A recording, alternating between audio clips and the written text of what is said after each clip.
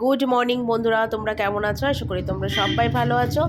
আমি জাস্ট একটু আগে ঘুম থেকে উঠলাম, আর উঠেই দেখো একদম সঙ্গে সঙ্গে তোমাদের দাদাভাই কিন্তু আমাকে বেডটি দিয়ে দিল। আজকে ওই চা করেছে।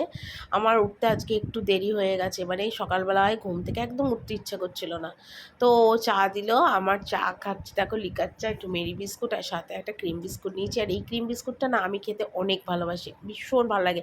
কিন্তু হ্যাঁ, এই বিস্কুটটা খেলে না আমার ভীষণ গ্যাস হয়ে যায়, ঢেকুর ওঠে, কিন্তু তবুও আমি খাই কারণ এই বিস্কুটটা আমার ভীষণ ফেভারিট।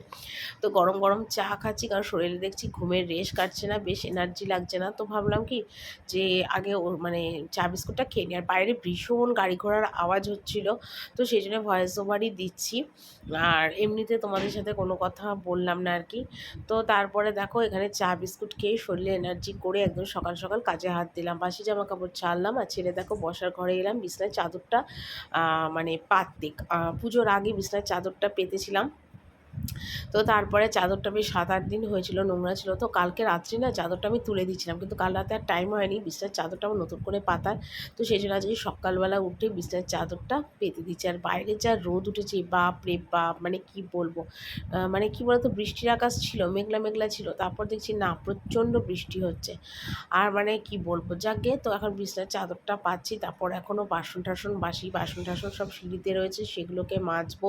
তারপর রয়েছে প্রচুর জামা কাপড়। 2-3 দিন ধরে এত বৃষ্টি হচ্ছিল যে জামা কাপড় কাচিনি, কারণ এমনিতেও না আমার একটু ঠান্ডা লেগেছে। আর এই ওয়েদারে যদি জলের কাজ করি আমার লাগবে আরও ঠান্ডা, যদি জ্বর ঠর আসে। তো সেই কারণের জন্য না এই বৃষ্টির আকাশের মধ্যে একটা জামা কাপড় কাচিনি, বাথরুমে 2 বালতির মতন জামা কাপড় মানে জমেছিল। তো তারপর দেখো জামা কাপড়গুলো সব কাচলাম, মানে বিছানার চাদর থেকে শুরু করে তারপরে ভালো জামা কাপড়, পুজোতে কিছু জামা কাপড় পরেছি নতুন নতুন, সেইগুলো মানে টুকিটাকি সব মানে জমা করা ছিল। তারপর বাড়ি গেছিলাম বাপ্পাইয়ের বাড়িতে, তো তখন আসার পর থেকে মানে সমস্ত লণ্ডভণ্ড হয়েছিল, মানে জামা কাপড় পরছি, রাখছি, ফেলে রাখছি, মানে একদম সব অগোছালো হয়েছিল।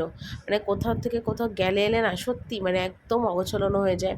তো সেই জন্য আজকে মানে মনে মনেই ভেবেছি সকালবেলা যে না আগে কাঁচা ধোয়াগুলো কমপ্লিট করি, তারপরে নিয়ে আজকে সমস্ত কাজগুলো এক এক করে সারবো। কারণ একদম পুজো পুজো করে ঘোরা বেড়া আনন্দ মজার চোটে না কোনো কাজকর্মই না ঘরের আর করে উঠতে পারিনি, এক্সট্রা কোনো কাজই করতে পারিনি। কিন্তু মনে মনে ভেবেছি যে না আজকে সব করতে হবে একটা একটা করে, কারণ এইভাবে আর কাজ ফেলে রাখলে হবে না। কারণ আমার কাজ যখন আমাকেই করতে হবে আগে পিছে, তাহলে আমাকে টাইম ধরে সমস্ত কিছু করে নেওয়াটাই ভালো। তো সকালবেলা দেখতেই পাচ্ছ এখানে প্রচুর জামা কাপড় ছিল, মানে গা মোছা নাইটি, পরার নাইটি, ছেলের নতুন জামা প্যান্ট, তোমাদের দাদাভাইয়ের জামা প্যান্ট অনেক ছিল। তো সেগুলো সব কেচেছি। তো আজকে না ভেবেছি জামা কাপড় কাচা ধোয়া করে একদম ফ্রেশ হয়ে চান টান করে নেবো। কারণ সত্যি কথা বলতে কি বেলা এত ছোট হয়ে গেছে যে রান্না বান্না করে উঠতে উঠতে অনেকটা দেরি হয়ে যাচ্ছে। আর তার জন্য কি হচ্ছে, বেলা 4:30 পৌনে 5টা বেজে যাচ্ছে, স্নান করতে হতে না আমার আরও ঠান্ডা লাগবে। তো সেই জন্য ভেবেছি এই রোদেই না স্নানটা করে নেবো, এটাতেই আমার শরীরটা ঠিক থাকবে, নয়তো না মানে আরও মানে ঠান্ডা লেগে জ্বর ঠর এলে আবার অসুবিধা হয়। কারণ আগের বছর তো আমার জন্ডিস হয়েছিল জানুয়ারি মাসে। তো এই বছরটা একটু ভেবেছি যেন একটু সাবধানে থাকতে হবে, কোনো রকম যেন কোনো রকম সমস্যা এই বছর না হয় আর কি। তো সেটাও একটা মাথার মধ্যে চিন্তা আছে। আর আমি না শীতকাল একদম দু চোখে দেখতে পারি না, কারণ শীতকালটা আমার কেন জানি না একদম ভাল লাগে না। মানে এই স্নান করো, এই ঠান্ডা জল, এই ঠান্ডা, এই কম্বলের তলায় ঢোকো, মানে আমার একদম সব মিলিয়ে শীতকাল একদম ভালো লাগে না। কিন্তু যতই গরম পড়ুক না কেন গরমকালটা কিন্তু খুবই ভালো লাগে।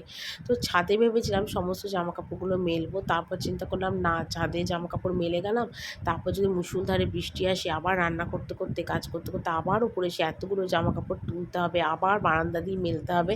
তো সেই জন্য কিন্তু বারান্দা দিয়ে আর কোনো জামাকাপড়ই আমি মেলিনি, সমস্ত বারান্দা দিয়ে মেলেছি, শুধু ছাদের চাদরটা মেলে দিলাম। কারণ আর না বারান্দায় জামাকাপড় মেলার না একদম জায়গা ছিল না। তো সেই জন্যে ছাদে জামাকাপড়গুলো মেললাম।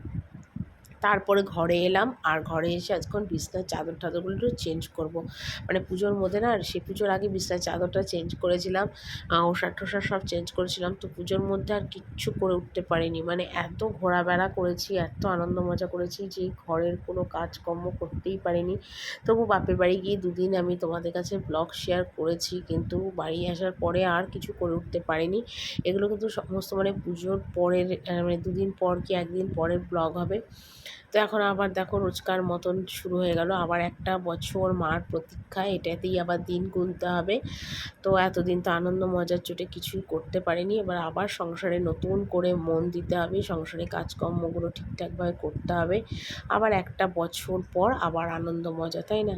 বাঙালিদের এটাই না, যে বছরে এই 4-5-6টা দিনই কিন্তু একটা আনন্দ মজা, তারপর তো সারা বছর আর কোনো আনন্দ মজাই হয় না। হ্যাঁ, কালী পুজোয় হয়, ভাইফোঁটায় হয়, দোলে হয়, সবেতেই হয়, কিন্তু কি বলতো, মানে দুর্গা পুজোর মতন আনন্দ মজা কিন্তু একদম হয় না, আমার অন্তত সেটাই মনে হয়। দুর্গা পুজোর আনন্দ মজাটা একটা আলাদা জিনিস, মানে বাঙালিদের কাছে, মানে একটা ইমোশনাল যেটাকে বলে আর কি। তো যাকে চাদরটা তুললাম, তুলে দেখো আজকে এই চাদরটা পাচ্ছি, এই চাদরটা বেশ মোটা, আর এই চাদরটা বেশ 4-5 দিন কিন্তু পেতে রাখা যায়, আর অন্য পাতলা চাদরগুলো না বেশি দিন পেতে রাখা একদম যায় না, মানে পাতলা চাদর হোক আর কালারিং হোক যাই হোক না কেন, মানে 4 দিনের বেশি পাতা যায় না, এইগুলো আবার 5-6 দিন এই চাদরগুলো পাতা যায়, তো সেই জন্য এই চাদরটাই পাতলাম। আর চাদরটা যদিও একটু নোংরা হয়, কারণ অফ হোয়াইট কালারের চাদর তো, কিন্তু চাদরটা মানে বেশ ভালো, মানে শুয়েও খুব আরাম, মোলায়েম আছে চাদরটা, তো সেই জন্য এই চাদরটাই পাতলাম। তা এখনও মানে জামা কাপড় তো ছেড়ে সব কাজ করলামই, তা আবার আমাকে জামা কাপড় ছাড়তে হবে, কারণ আমার এখনও বাসন মাজাটা বাকি, কারণ জামা কাপড় কেচে বিছনাপাটি তুললাম, এখন রান্নাঘরে যাব, গিয়ে কিছু রাত্রিবেলা রেটু কাটা বাসন আছে, তারপর রাত্রিবেলার যে বাসনগুলো সিঁড়িতে থাকে সেগুলোকে নামাবো, নামিয়ে মাজা ঘষা করবো, করে আবার নাইটিটা চেঞ্জ করব। কারণ কি বলো তো, রাত্রিবেলা যতই হোক এঁঠো কাটা বাসন তো, সেগুলোকে না পরিষ্কার মানে মেজে না ঘষলে না আমার ঠিক, মানে জামাকাপড় না চেঞ্জ করলে না ভালো লাগে না, তো সেই জন্য চেঞ্জ করব, করে নিয়ে তারপরে কিন্তু রাত্রিবেলা বলছি ভুল বললাম, দিনের বেলা আমার রান্নাবান্নাগুলো করা আছে, তো শাশুড়িকে বলেছি যে তুমি একটু কেটে কুটে আমাকে গুছিয়ে দেবে, কারণ একটু কেটে কুটে গুছিয়ে না দিলে না একদম হয় না, মানে সংসারের সমস্ত কাজ করার পর না আর কেটে কুটে রান্না করতে একদম ইচ্ছা করে না, তো সেই জন্য ওনাকে বলেছি যে তুমি একটুখানি কেটে কুটে গুছিয়ে দেবে। তা আমি আগে কাজগুলো সেরে নিই, তারপর সেরে নিয়ে তারপরে কিন্তু আর কি করব, তার আগে আর কোনো কাজই আর কি করব না আর কি। তো যাকে আগে বিছানাপাটিগুলো তুলি, কারণ রান্নাবান্না সেরে আসতে আসতে টুকিটাকি রান্নাঘরের সমস্ত কাজ সেরে আসতে কিন্তু আমার অনেকটা দেরি হয়ে যায়, আর তখন কিন্তু আর ইচ্ছা করে না বিছানার চাদর টাদরগুলো চেঞ্জ করে তুলতে। তো সেই কারণের জন্যেই আগে সকাল সকাল বিছনাপাটিগুলো সব পরিষ্কার করে একদম সুন্দরভাবে গোছালাম, তারপরে বিছনাপাটি গোছালাম, তারপরে কালকে না 2 দিন আগে বাড়ি থেকে আসার পরে প্রচুর জামা কাপড় কেচেছিলাম বারান্দায়, দেখো এই মাথা থেকে ও মাথা, যেগুলো বৃষ্টির জন্যে কিচ্ছু শুকোয়নি, তো সেগুলো আজকে আবার দেখলাম যে না সব শুকিয়ে গেছে, শুধু ছেলের প্যান্টগুলো একটু কোমরের ইলাস্টিকগুলো ভেজা আছে, সেগুলো আবার একটু ওলট পালট করে মেলে দিলাম, আর এদিকে কিন্তু সমস্ত জামা কাপড়গুলো তুলে নিলাম, আর আমার কিন্তু স্নান টান করা কমপ্লিট, তোমরা নিশ্চয়ই দেখে বুঝতেই পারছো, একদম স্নান টান করে নিলাম, কেন স্নানটা এখন করে নিলাম বলে আমার একটা সুবিধা হলো, এরপর আরও দেরি হয়ে যাবে স্নান করতে, তো সেই জন্য সকাল সকাল স্নান করলাম, যদিও মাথাটা প্রচণ্ড নোংরা হয়েছে, কিন্তু দেখি যদি পারি কালকে আবার মাথায় শ্যাম্পু সাবানটা করব, কেন প্রচণ্ড মাথায় হয়েছে ময়লা। তো তারপরে দেখো এখানে জামা কাপড়গুলো সব এক এক করে তুলে নিচ্ছি, তারপরে চুলটা আঁচড়াবো, সিঁদুর পরবো, তারপর আমি রান্নাঘরে যাব, মানে এইসব কাজগুলো করতে করতে কিন্তু আমার অনেকটাই দেরি হয়ে যায়। তো যাকে এই দিকটা তো একটু গুছিয়ে নিলাম হাতে হাতে, তাহলে আমার অনেকটাই সুবিধা হলো, নয়তো তো আমার আরও দেরি হতো। তো এগুলো তোমাদের দাদাভাই আমাকে বললো যে অনেকটা দেরি হচ্ছে, চলো তাড়াতাড়ি রান্না বান্না করবে, মা কি কাটবে একবার মাকে বলে দাও, তো আমি বললাম তোমরা যাও আমি আসছি, তো এমনিতে সবজি টবজি সব এনেছে তোমাদের দাদাভাই, তো তোমাদের সেটা একটু পরে আমি নিচে গিয়ে দেখাচ্ছি, কারণ শাশুড়ি কেটে দেবে, আমার কোনো অসুবিধে নেই।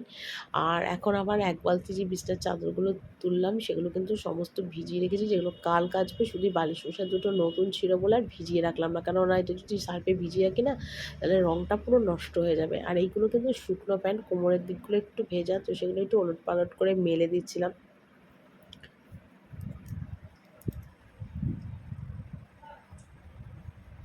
তো এখানে দেখো তোমাদের দাদাভাই মুদিখানা থেকে কী নিয়ে এসেছে, টমেটো সস এনেছে, মুগের ডাল এনেছে, আলু এনেছে, একটা বাটার এনেছে, আর এখানে কাঁচা সবজি বলতে এখানে কোনে এনেছে দেখো, কুমড়ো এনেছে, আর পেঁপে এনেছে, আর এখানে পটল এনেছে, এই যে পটল 1 কিলোর মতন পটল এনেছে, আর এই যে এখানে ভেন্ডি এনেছে, এক হাত তো বের করতে পারছি না, এমনি তোমাদের দেখিয়ে দিলাম, এই যে ভেন্ডি এনেছে, তো এই সবজি বাজার করে এনেছে আজকে। এখানে দেখো মাছ এনেছে, কাতলা মাছ, আর আমি একদম গরম জল দিয়ে ধুয়ে নুন হলুদ দিয়ে মাখিয়ে রেডি করে নিচ্ছি, কারণ এবার মাছ ভাজা করব। একটু পাতলা করেই ঝোল মতন করব, রেডি করে নিয়েছি। আর মাছগুলো আজকে খুব ভালো এনেছিল, মানে খুব ভালো মাছ এনেছিল। আর ওদিকে তোমার প্রেশার কুকারে বসিয়েছি মুসুরি ডাল। আগে তো মুসুরি ডালটা আমি বাটি করেই সিদ্ধ করতাম, তাতে না গ্যাসটা অনেকটা পড়ে, তো সেই কারণের জন্য এখন কিন্তু আমি প্রেশার কুকার করেই ডালটা একটা সিটি দিয়ে নিই, ব্যাস ডাল কিন্তু হয়ে যায়। মাছের পেটিগুলো দেখো কি সুন্দর এনেছে।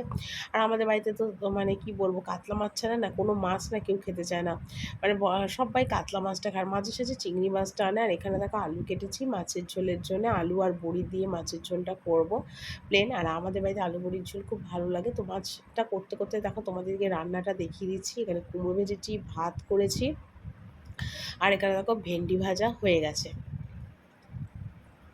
তো রান্নাবান্না সারলাম, আর সকালবেলা যে জামা কাপড়গুলো তুলেছিলাম সেগুলো তো ভাঁজ করতে পারিনি, কারণ তখনও রান্নাবান্নার কাজটা একটা বাকি ছিল। তো সেই কারণে এখন চলে এলাম ওপরে। আর ওপরে এসে দেখতেই পাচ্ছ নতুন পুজোর জামা কাপড়, বাড়ি পরার জামা কাপড় সব একাকার হয়ে গেছে। এগুলোকে এখন সব জায়গা মতো গুছোচ্ছি। আর এখন হাতে অনেকটা টাইম আছে, কারণ তোমাদের দাদাভাই তো চান করবে, পুজো করবে, তারপর ঘরের কারোর চান হয়নি। আর আমার তো সমস্ত কাজ কমপ্লিটই হয়ে গেছে, কারণ সকাল সকাল স্নান করাটা একটা বিশাল বড় কাজ, সেটা আমার হয়েই গেছে। আর তো সেই জন্য ভেবেছি আজকে মানে সমস্ত গুছবো, মানে পুজোর জামা কাপড়গুলো সব মানে কাচা ধোয়া হয়ে গেছে, এগুলো জায়গা মতন সব তুলে দেবো আর কি আলমারিতে। ছেলে জামা প্যান্টগুলো গোছাবো, আলমারিটা একটুখানি গোছাবো, মানে যেটা মানে লন্ডভন্ড হয়েছে আর কি, সেগুলো সমস্ত কিন্তু আর কি গুছবো, এটাই মনে মনে ভেবেছি। তো তার আগে ভাবলাম চলো জামা কাপড়গুলোকে আগে একটু ভালো করে ভাঁজ করে নিই, নিয়ে মানে চেয়ারটাও ফাঁকা হয়ে যাবে, কারণ এরপর জামা কাপড় গোছাতে গেলে আমার চেয়ারটাও আবার লাগবে। তো সকাল থেকে উঠে দেখতেই পাচ্ছ যে আমি একটা মতো নিঃশ্বাস ফেলার টাইম নেই, বসা তো দূরের কথা, মানে একটার পর একটা কাজ কিন্তু কন্টিনিউ করেই যাচ্ছি, মানে কমটা কাজ নয় আর কি। আর না কী বলতো, সব কাজ সারার পর এমন হয় না যে শরীরটা এত ক্লান্ত হয়ে যায় যে তখন আর ইচ্ছা করে না আর অন্য কোনো কাজ করতে, মানে এত শরীরটা ক্লান্ত হয়ে যায়। কিন্তু কি করব বলো, ঘরের বউদের তো কাজ করাটাই উচিত না, আর কাজ না করলে ভালো, আর কাজ না করলেই তো ঘরের বউদের বদনাম যে ঘরের বউ কোনো কাজকর্মই করে না। আর এদিকে সন্ধ্যেবেলায় তোমাদের দাদাভাই দেখো একটু সিঙ্গারা নিয়ে এসেছিলো, খুব খেতে ইচ্ছে করছিলো ঝাল ঝাল সিঙ্গারা, আর আমার ভীষণ ঠান্ডা লেগেছে, তো সেই জন্য বললাম একটু নিয়ে আসো। তো এখানে দেখো নিয়ে এসে খাস্তা কচুরি সিঙ্গারা, আর আমি একটুখানি শুকনো মুড়ি দিয়ে চানাচুর মেখেছি, আর বাবুকেও দেখো খেতে দিয়ে দিয়েছি। আজকে দুধ টুধ কিচ্ছু দিইনি, এটাই টিফিনে আমরা সবাই সন্ধ্যাবেলা খাচ্ছি। তো চলো আজকে টিফিন খেতে খেতেই ভিডিওটা এখানে শেষ করছি। সবাই ভালো থেকো, টাটা।